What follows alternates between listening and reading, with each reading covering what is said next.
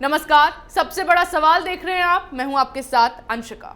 खुद को मुसलमानों का मसीहा बताने वाले कट्टर इस्लामिक संगठन पीएफआई पर ईडी का हंटर चल गया है। पीएफआई की करतूतों का खुलासा करते हुए ईडी ने उसके 33 बैंक अकाउंट्स को फ्रीज कर दिया है। साथ ही ईडी ने इस बात का भी खुलासा किया है कि पीएफआई खाड़ी देशों में फैले अपने नेटवर्क के जरिए पैसे इकट्ठा करता था और इस पैसे को देश विरोधी गतिविधियों को अंजाम देने के लिए इस्तेमाल किया जाता था। हैरान करने वाला खुलासा तो ये हुआ है कि चीन से भी पीएफआई को फंडिंग होती थी। ऐसे में सबसे बड़ा सवाल तो ये है कि क्या पीएफआई का अब कोई आतंकी कनेक्शन भी सामने आ सकता है। इसी विषय पर चर्चा के लिए मेरे साथ स्टूडियो में मौजूद है कैपिटल टीवी के editor in chief doctor Manish Kumar. Doctor साहब, बहुत बहुत स्वागत है। धन्यवाद। डॉक्टर साहब, कैसे ईडी ने इस इस्लामिक कट्टर संगठन पर अपना शिकंजा कसा और किन किन देशों का नाम इस जांच में सामने आया है? देखिए, मोदी सरकार की नज़र पीएफआई की गतिविधियों पे बहुत पहले से है। जब शाहीन बाग का वो जो तमाशा हुआ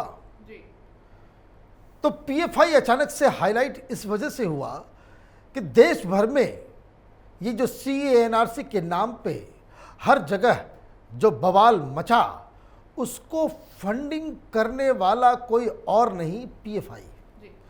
अब एक ऑर्गेनाइजेशन के पास इतने सारे पैसे क्यों आ रहे हैं, कोई इसे क्यों दे रहा है, देने वाले कौन हैं, उनका मकसद क्या है, उनका पर्पस क्या है, ये भी समझना एक बहुत पेचीदा मसला था। पहले पीएफआई को आपने जिस तरह से डिफाइन किया, उसमें एक दो चीज़ें और समझने की ज़रूरत है। हिंदुस्तान में एक आतंकी संगठन होता था सिमी। सिमी का एक विंग हुआ करता था इंडियन मुजाहिदीन। अब ये इंडियन मुजाहिदीन, ये संगठन सिमी का एक विंग, वो बॉम्बे हो, अहमदाबाद हो, दिल्ली हो, देश भर में कितने सारे बॉम्ब धमाके इन्होंने किए। और सिर्फ ये धमाके ही नहीं करते थे, बाकायदा टेलीविजन चैनलों को मेल करके कहते थे कि हमने किया। तो उस समय यूपीए की सरकार थी, अभी तो बीजेपी की सरकार है, उसमें तो सोनिया गांधी सेकुलर सरकार थी। तो जब इन्वेस्टिगेशन से ये सारी चीजें सामने आई तो 2006 में उसको बैन कर दिया गया। एक आतंकी संगठन, उसे बैन कर दिया गया इंडियन मुजाहिदीन की वजह से। अब सिमी को, अब सिमी के फाउंडर मेंबर में भी वही है। ये जो टुकड़े टुकड़े गैंग का जो सबसे पसंदीदा बच्चा है, मतलब शर्म आती है ऐसे ऐसे लोगों के ऊपर। दिल्ली का एक प्रोफेसर इंडियन एक्सप्रेस में लिखता है कि उमर खालिद तो मेरा बेटा है। इसके अपने पिताजी ये सिमी के संस्थापक में से थे।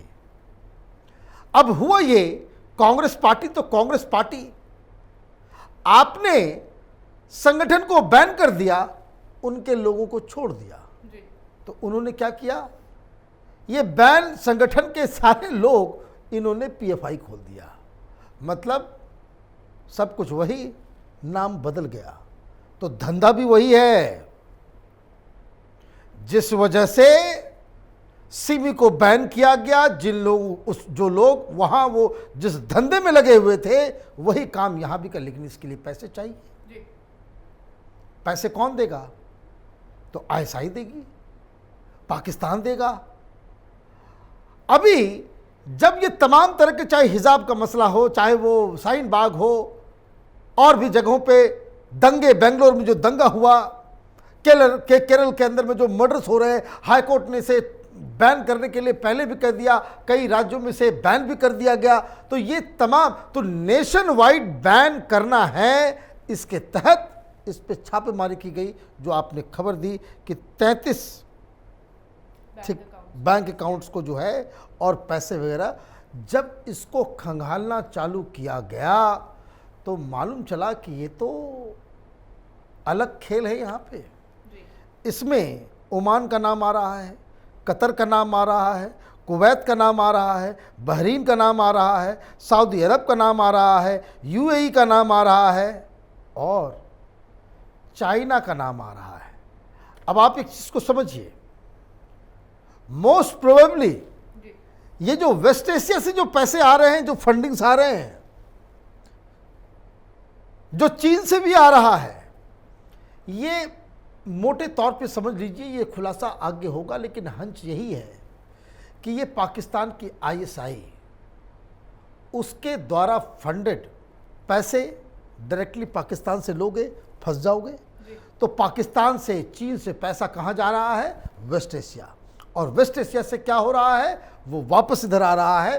तो लोगों को लगेगा कि भाई कोई बिजनेस डील है, कोई इन्वेस्टमेंट है, या फिर कुछ और है। आप कमफ्लाज करके आप ये सारा काम कर रहे हो, और इसीलिए जो खबरें सामने आई हैं वो अपने आप इस बात को साबित कर रहा है कि ये पीएफआई देशद्रोही संगठन है, इसके ऊपर इमीडिएटली बैन लगाना चाहिए। जी डॉक्टर साहब, लेकिन सीमी के लोगों ने ही जब पीएफआई की शुरुआत की तो फिर सरकार की ओर से एक्शन लेने में इतना टाइम क्यों लगाया गया इस संगठन? वोट बैंक पॉलिटिक्स, ये शाहीन बाग पीएफआई का किया कराया हुआ, वही लोग दिल्ली दंगा पीएफआई का कराया हुआ, जितने भी हनुमान जयंती के दौरान पथराव हुए सब जगह पीएफआई।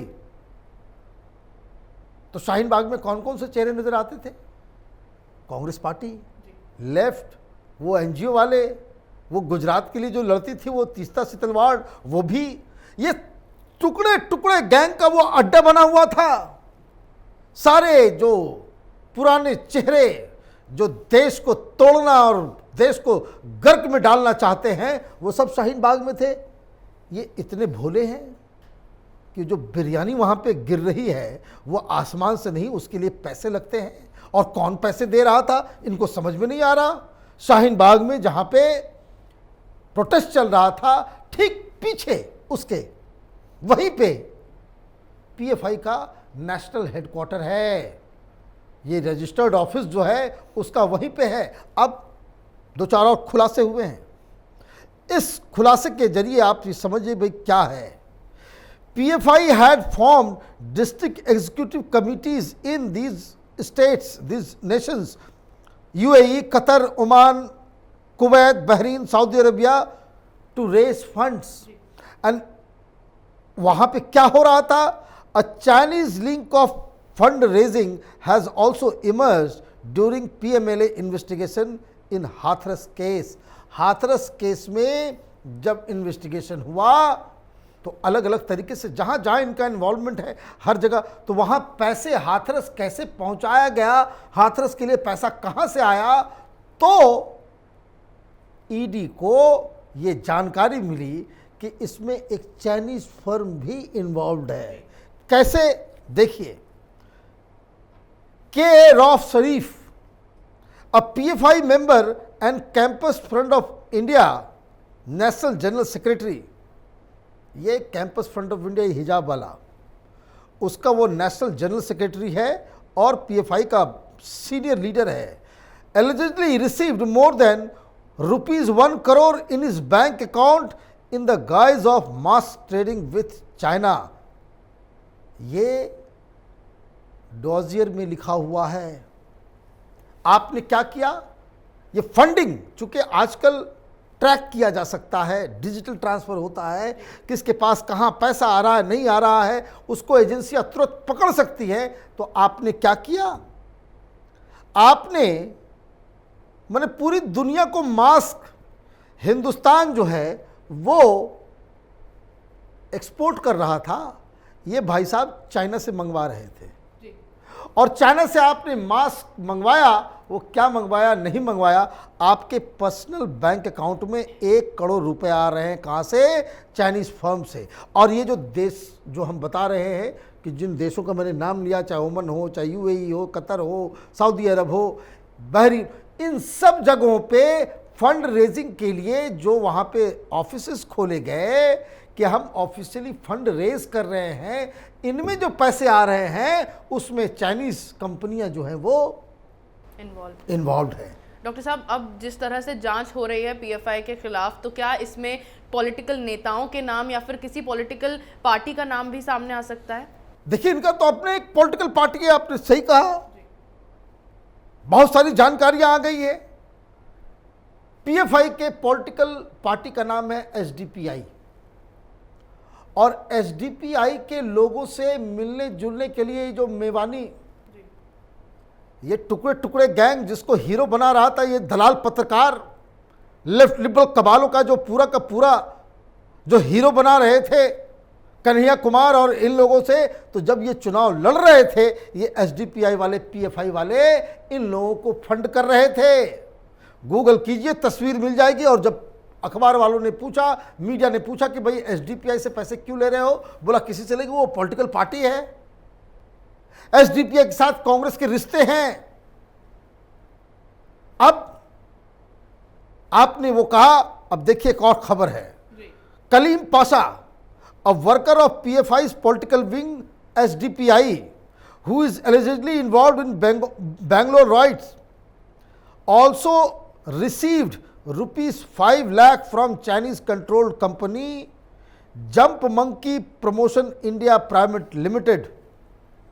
एक चाइनीज कंपनी है, क्या नाम है? Jump monkey promotions India private limited. इससे 5 लाख रुपए आ रहे हैं किसको? ये एसडीपीआई का वर्कर है कलीम पाशा, ये पॉलिटिकल विंग का आदमी है, इसके पास भी पैसे आ रहे हैं। क्यों पैसे दिए जा रहे हैं? चाइना का क्या इंटरेस्ट है?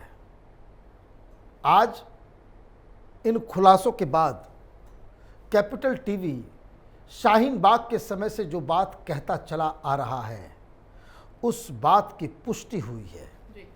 और ये बात क्या है? बात बहुत ही सिंपल है।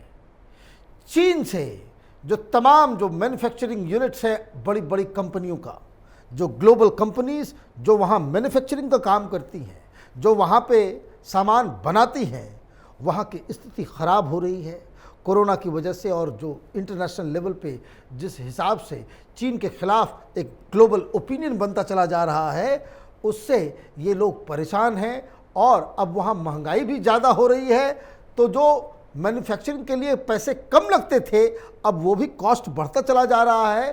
तो कई सारी कंपनियां चीन को छोड़ रही हैं। तो चीन को छोड़ेंगे तो कहाँ जाएंगे? 2-3 डेस्टिनेशन है, हिंदुस्तान उसमें एक बड़ा डेस्टिनेशन है। यही प्रधानमंत्री मोदी इस अपॉर्चुनिटी को जानते और समझते हैं, जो दुनिया भर में कहते हैं made in India, make in India, है ना? ये मेक इन इंडिया क्या है? मेड इन इंडिया तो आपने सुना होगा कि जो चीज़ें बनती है। मेक इन इंडिया क्या है? ये रिक्वेस्ट है ग्लोबल एजेंसीज, ग्लोबल कंपनीज को, अलग अलग देश को कि कम मेक इन इंडिया जो चीन में तुम कर रहे हो, उससे ज़्यादा बेहतर इन्वायरमेंट हम देंगे। तो कई सारी कंपनियां हिंदुस्तान आई। अब चीन से मैन्युफैक्चरिंग यूनिट हट के हिंदुस्तान ना आए, उसके लिए क्या करना पड़ेगा? तो आपको यूरोप में, अमेरिका में, जहाँ जहाँ बड़ी बड़ी कंपनियों का हेडक्वार्टर है, वहाँ आपको ये बात पहुँचानी होगी कि India is not a safe country. Pakistan में कोई जाएगा इन्वेस्टमेंट करने के लिए?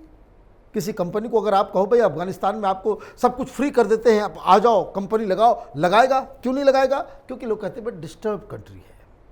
तो ये कि हिंदुस्तान में डेमोक्रेसी नहीं है, हिंदुस्तान में फासिज्म आ गया है, हिंदुस्तान में रूल ऑफ लॉ नहीं है, हिंदुस्तान में हिंदू फासिस्ट पहुंच गए हैं, हिंदुस्तान में सब कुछ खराब चल रहा है। और इसलिए ये जो प्रोटेस्ट होते हैं, ये जो शाहीन बाग हुआ था, जिसमें कोई दलील नहीं, अफवाह के आधार पे कि मुसलमानों की नागरिकता चली जाएगी, वहाँ पे पूरा मुसलमान जो है देश के खिलाफ खड़ा हो गया है दुनिया भर में कि वहाँ पे माइनॉरिटीज़ के खिलाफ बहुत अत्याचार हो रहा है। तो जैसे ही कोई सीईओ देखेगा, वो तो यही कहेगा कि भाई यहाँ तो ना जाना बेकार है। कल दंगे हो गए, भड़क गए, ये दंगा क्यों हुआ? दिल्ली का दंगा क्यों हुआ? यही उमर खालिद जेल के अंदर है, इसी के पिता ये पीएफआई में, सिमी में, यही तो वो जत्था है, यही तो वो गैंग है। और वो किस लिए? आपको याद होगा, एक बहुत बड़ा विटनेस, एक बहुत बड़ा सबूत उमर खालिद के खिलाफ कोर्ट में यही है कि आने वाला है कौन, डोनाल्ड ट्रंप। इतना शोर मचाना है, इतना बड़ा बवाल करना है कि पूरी दुनिया, क्योंकि इंटरनेशनल मीडिया साथ में आएगी, दिल्ली आ रहे हैं, दिल्ली में दंगे हो रहे हैं, ये सारे सीईओ भाग जाएंगे, कोई नहीं आएगा इन्वेस्टमेंट करने। तो ये लड़ाई आप समझिए कहां पे है। और ये गद्दार, ये जो शाहीन बाग के साथ जो लोग खड़े थे, इन लोगों को पकड़ के जेल में, तिहाड़ में डालना चाहिए, क्योंकि ये तो आज ये साबित हो रहा है टोटल कि ये जो शाहीन बाग है ये किसान आंदोलन किस लिए भाई, किस लिए? ये ग्रेटा थनबर्ग बिना पैसे लिए ट्वीट करती है, ये मियां खलीफा बिना पैसे लिए वो ट्वीट कर रही थी।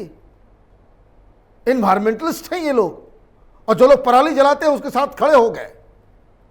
तो ये तमाम चीजें, ये जो टूल किट, ये सारा कुछ जो हो रहा था, ये चाइनीज और पाकिस्तान से फंड किए जा रहे हैं। ये आंदोलन देश में इसी वजह से हो रहा है कि भाई माइनॉरिटीज के खिलाफ बड़ा, यहां पे India is not a safe country, India बहुत डिस्टर्ब कंट्री है, यहाँ हिंसा होता है, यहाँ पे कोई डेमोक्रेसी नहीं है। और हम लोग क्या कह रहे हैं, प्रधानमंत्री मोदी जहाँ जाते हैं वो कहते हैं कि हम लार्जेस्ट डेमोक्रेसी हैं, हमारे पास वर्क पावर है, हमारे पास टैलेंट है, हमारे पास यूथ है, सब कुछ हम लोग करते हैं। और ये लोग हिंदुस्तान में ये चीन से पैसे खा करके, यही पीएफआई का धंधा है।